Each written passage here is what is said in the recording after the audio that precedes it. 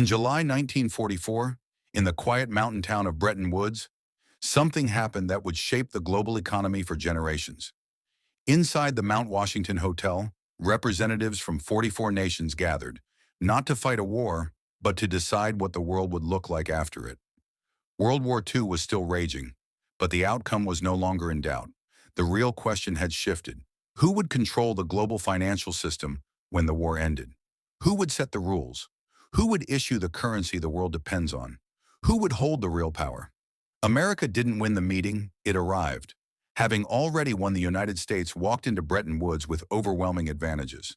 By 1944, it held roughly 70% of the world's gold reserves. Its factories were untouched by war and producing at unprecedented scale. Its economy had doubled during the conflict. Meanwhile, Britain was financially exhausted. France was rebuilding from occupation.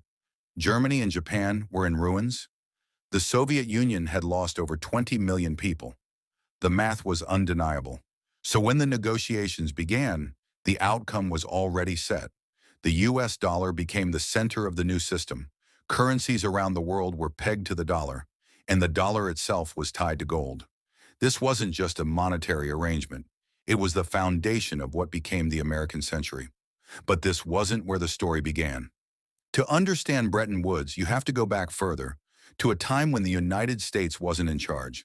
At the start of the 20th century, global finance revolved around one place, London, and one currency, the British pound.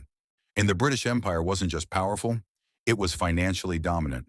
Even countries that had nothing to do with Britain often conducted trade through British banks.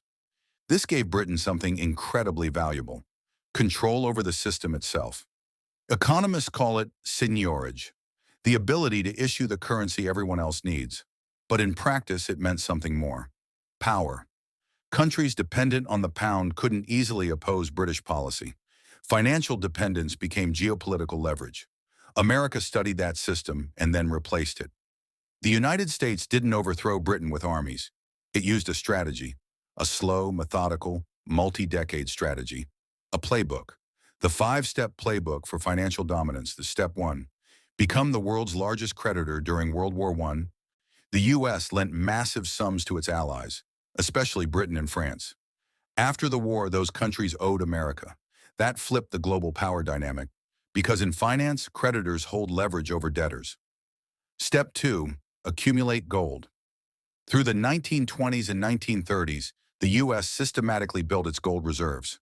By the time of Bretton Woods, it controlled the majority of the world's supply. Gold wasn't just wealth, it was credibility. It backed the system, and whoever had the gold set the rules. Step three: build alternative infrastructure. The United States expanded its banking system globally. Wall Street emerged as a rival to London. American financial institutions began offering an alternative to British dominance. Step four: wait for Britain to exhaust itself. Two world wars drained Britain financially. By the 1940s, it was no longer sustainable. Britain needed American support just to survive, and dependency meant influence.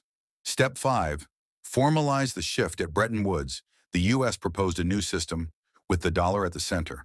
The British delegation, led by John Maynard Keynes, had a different idea: a neutral global currency called the Bancor. It would not be controlled by any single nation.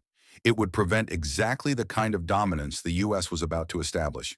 But Keynes lost. The American proposal won, and with that, the dollar became the world's reserve currency. Now fast forward to today. 80 years later, another country is studying that same playbook. And this time, the target isn't Britain. It's the United States. That country is China. Is China really following the same strategy? Not perfectly. But the parallels are too strong to ignore. Step one: becoming a global creditor.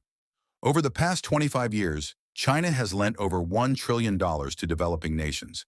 This effort, known as the Belt and Road Initiative, has funded railways, ports, highways, energy systems across Asia, Africa, and Latin America.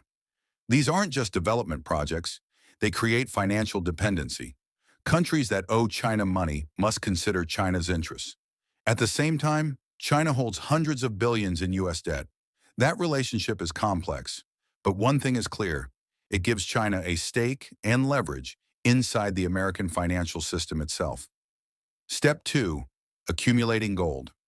Since the global financial crisis of 2008, China has been quietly increasing its gold reserves. Official numbers show over 2,000 tons. But many analysts believe the real figure is significantly higher. Why does gold still matter? Because it exists outside the system. It can't be frozen. It can't be sanctioned. When Russian asset freeze 2022 locked away hundreds of billions in foreign reserves, it sent a message. Dollar-based assets are not politically neutral. Gold is, and countries are paying attention. Step 3. Building alternative infrastructure. This is where China's strategy becomes most visible. China has developed its own financial messaging system, Cross-Border Interbank Payment System, or CIPS. It's an alternative to SWIFT, the system that underpins global banking transactions. After Russia was cut off from SWIFT, the importance of this became obvious. Control the system, and you control access to global trade. China is also pushing for trade in its own currency, the yuan.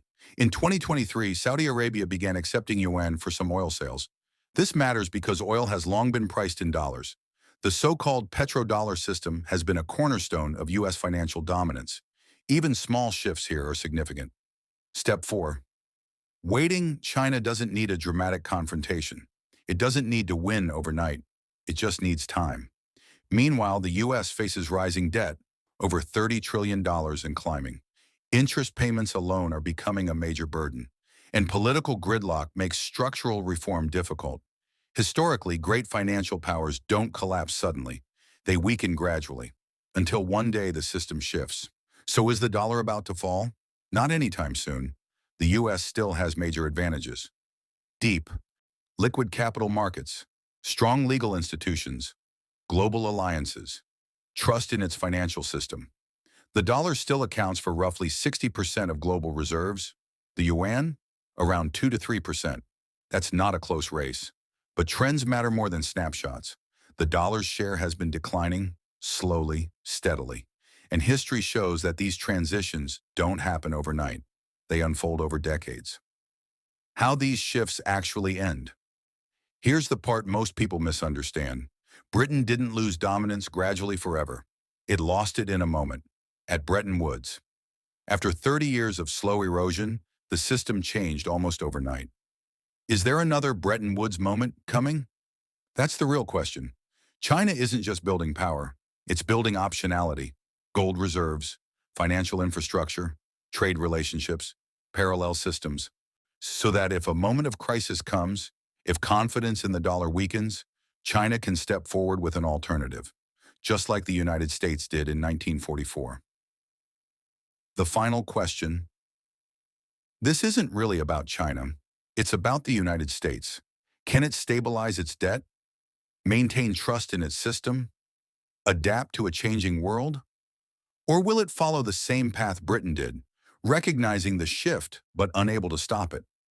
Because history doesn't repeat exactly, but it does follow patterns, and right now, those patterns are becoming harder to ignore.